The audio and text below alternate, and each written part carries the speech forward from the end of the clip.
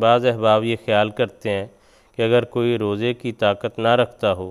یا یہ خیال ہو کہ اتنا لمبا روزہ نہیں رکھ سکتا یا امتحانات ہیں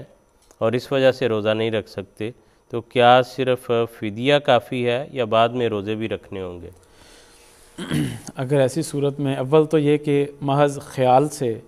کوئی روزہ نہیں چھوڑا جاتا بلکہ روزہ رکھ لینا چاہیے، اور اگر پھر دیکھا جائے کہ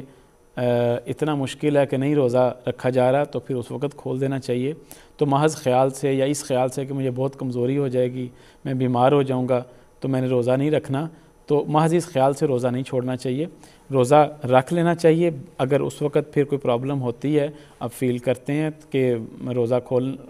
کھولے بغیر چارہ نہیں ہے، اور پھر اس وقت اگر آپ روزہ کھول سکتے ہیں۔ البتہ ایسے اگر کوئی روزہ نہیں رکھتا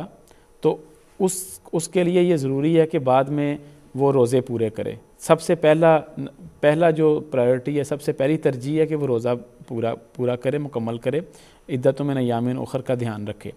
اور اس کے ساتھ ساتھ حضرت مسیح موعود نے بیان فرمایا کہ اگر وہ فدیہ بھی دے دیتا ہے، اگر اس کو توفیق ہے اور وہ فدیہ دے دیتا ہے تو اس کا یہ فائدہ ہوگا کہ اس کو آئندہ روزہ رکھنے کی توفیق بھی مل جائے گی، تو یہ ایک ڈبل نیکی ہو جائے گی اور خدا تعالیٰ کی بارگاہ میں یہ مقبول قرار پائے گی۔ لیکن اس کے ساتھ ساتھ یہ بھی وضاحت ہے کہ ضروری نہیں کہ فدیہ لازماً دیا جائے، روزہ رکھنا ضروری ہے اگر اس کی استطاعت وہ رکھتا ہے تو۔ جی ٹھیک ہے۔